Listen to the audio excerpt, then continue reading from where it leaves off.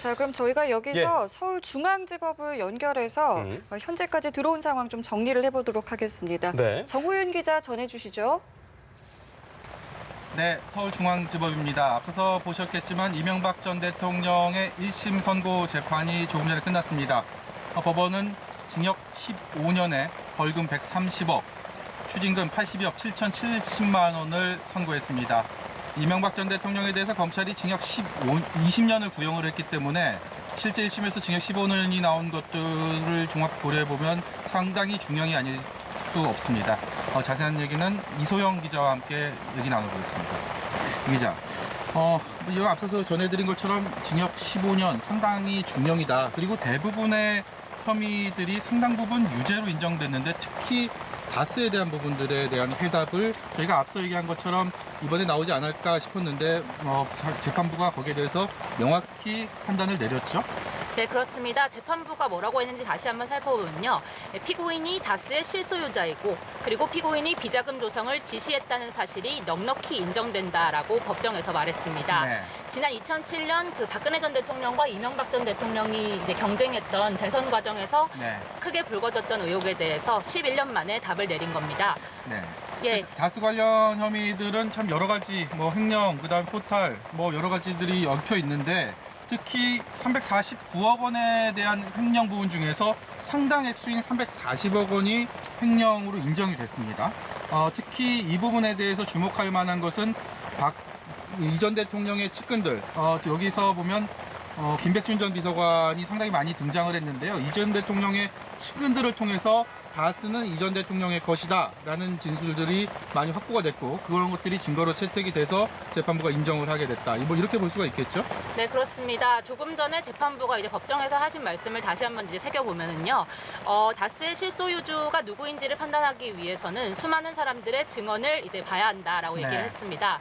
이제 다스 김성우 전 사장부터 시작해서 예전에 이제 다스가 누구 것인지를 조사를 할 때 이명박 전 대통령은 관련이 없다고 했던 사람들이 이번 검찰 수사에서 굉장히 말을 많이 바꿨는데요. 네. 이 사람들의 진술을 모두 종합했을 때 결국 다스의 주식은 다른 사람이 가지고 있었지만 이 전 대통령의 차명 주식에 해당하고 네. 다스에서 조성된 비자금, 그러니까 횡령 금액 역시 이 전 대통령의 지시로 마련된 것이라고 선고했습니다. 네, 이동영 조카 이동영 씨나 강경훈 다스 대표이사 관련자들의 진술이 있었고요. 그래서 아들 이시영 씨가 실권자고 실제적으로 다스의 지분 인수한 계기가 됐던 도곡동 땅 부분에 대해서도 실제로 이 전 대통령이 그것을 관리했다. 그리고 실제로 지시를 했다. 이런 다수의 증거가 있었다라고 법원 재판부는 못을 박아서 얘기했습니다. 그래서 다스 주식은 MB 이 전 대통령의 것으로 보이고 그 배당금도 이시영에게 돌려줬다. 이런 얘기들도 했습니다.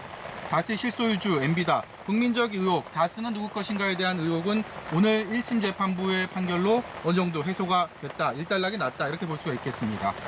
횡령 부분을 보면 대통령 재직 기간을 빼면 공소시효가 좀 지난 부분도 있어요. 그런 부분은 인정이 안 됐죠? 네, 그렇습니다. 이제 대통령 같은 경우에는 그 재임 기간에는 공소시효가 정지가 됩니다. 네. 그러니까 5년 동안은 공소시효가 정지가 됐지만 그래도 이 다스라는 회사 자체가 1991년부터 준비가 돼서 세워진 거기 때문에 공소시효가 지난 부분도 상당히 많았습니다. 그것 때문에 이제 349억 원으로 기소가 됐지만 그 중에서 일부분만이 횡령으로 인정이 됐습니다. 이 전 대통령은 크게 7개 카테고리에 16개의 혐의를 가지고 지금 재판부가 유무죄를 따졌는데 사실상 다스에 대한 부분들이 상당 부분 유죄로 인정이 됐고 그리고 삼성그룹에 대한 뇌물, 그러니까 다스의 소송비를 삼성이 67억 원가량을 대납했다. 이 부분도 일부 유죄가 인정이 됐습니다.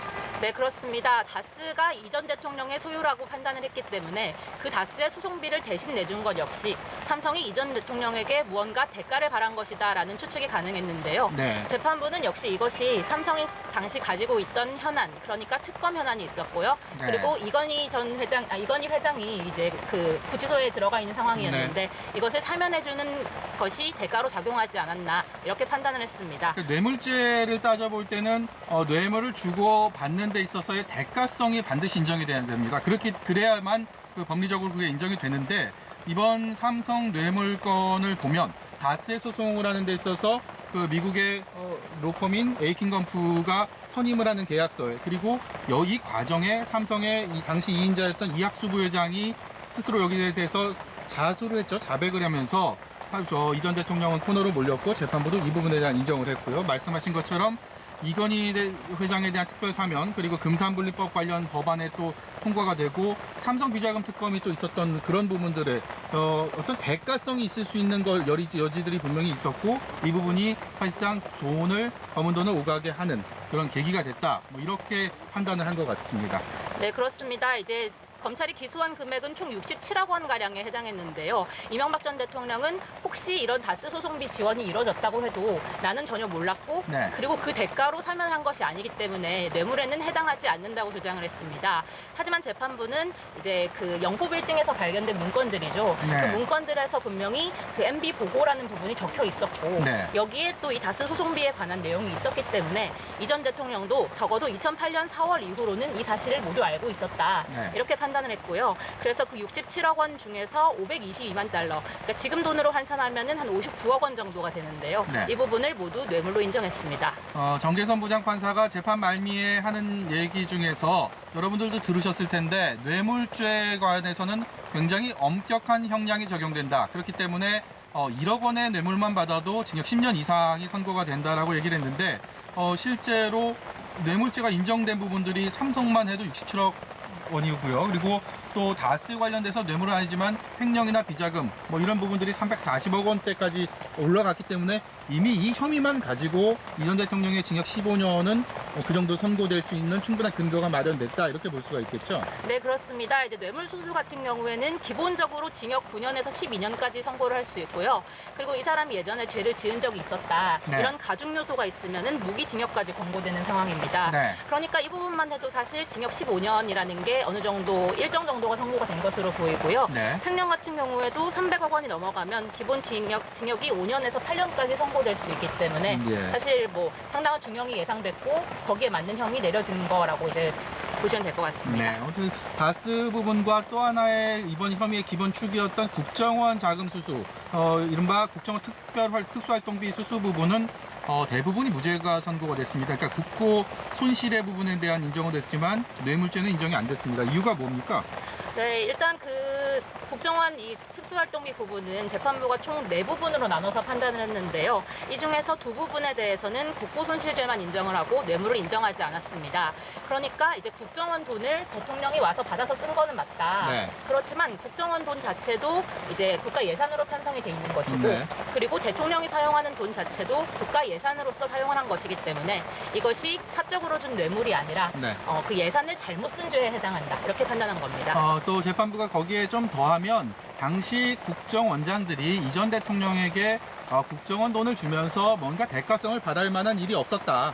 그만큼 특별한 동기가 없었다라는 얘기를 했거든요. 그렇기 때문에 국정원 돈에 주고받은 그 경위에 대해서는 뇌물죄가 아니고 국고 손실이다. 이런 법리적인 판단을 내렸습니다. 마지막으로 또 공직 임명 대가 관련해서 여러 돈을 받은 또 얘기들이 있거든요. 근데 그 부분에 대해서는 상당 부분은 무죄가 인정됐지만 금액이 많은 이팔성 전 우리금융회장 관련된 그런 금액 부분은 뇌물죄가 인정이 됐습니다.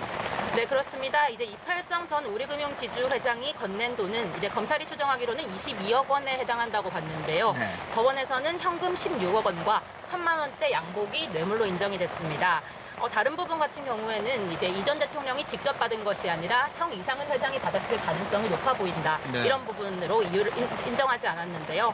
아까 말씀드린 것처럼 뇌물수수 같은 경우는 1억 원만 넘어가도 굉장한 중형이 선고가 되기 네. 때문에 이런 부분만 인정된 것만 해도 굉장히 큰 부분이라고 볼 수 네, 있겠습니다. 이와 함께 대통령 기록물을 영포 빌딩에서 유출했다 이 부분도 이미 영향이 미약하다, 증거 조사가 완료됐다 이러면서 이제 이 얘기를 안 했습니다. 여기에 대해서도 무죄라고 봤고요. 다만 이제 재판부가 마지막에 양형 사유를 얘기하면서 좀 이 전 대통령 입장에는 좀 뼈아픈 얘기들을 했습니다. 전문 경영인으로 보여줬던 그런 영향을 발휘할 것으로 믿고 국민들이 대통령을 뽑아줬는데 실제로는 이런 다스 횡령, 삼성 뇌물 이런 여러 범죄, 범행을 저지르면서 굉장히 비난 가능성이 높고 죄질이 안 좋다 이런 얘기를 했습니다. 네, 그렇습니다. 이게 검찰이 기소할 때 한 말과 약간 일맥상통하는데요. 검찰은 이 다스 실소유주 문제를 이제 지적을 하면서 만약에 이것이 대선 과정에서 밝혀졌다면 이명박 전 대통령이 대통령에 당선되지 못했을 수도 있다. 사실상 국민을 기만하고 당선됐다 이렇게 굉장히 세게 말을 했는데요. 네. 재판부도 이번에 양형 이유를 얘기를 하면서 그 지지했던 사람들과 우리 사회에 큰 실망을 줬다 이렇게 얘기를 했습니다. 네. 이 전 대통령으로서는 아마 지금 이 생중계는 이제 구치소에서 방송이 되지 않기 때문에 보지 못했겠지만 나중에 이제 변호인으로부터 형량을 전해 들으면 상당히 뼈아플 것으로 보입니다. 네, 이 전 대통령 측은 이번 재판 선고가 나온 이후에 바로 굉장히 실망스럽다라는 입장을 내놨습니다. 그리고 동부구치소를 가서 이 전 대통령에게 바로 이 재판 내용을 전하겠다라고 얘기를 했습니다.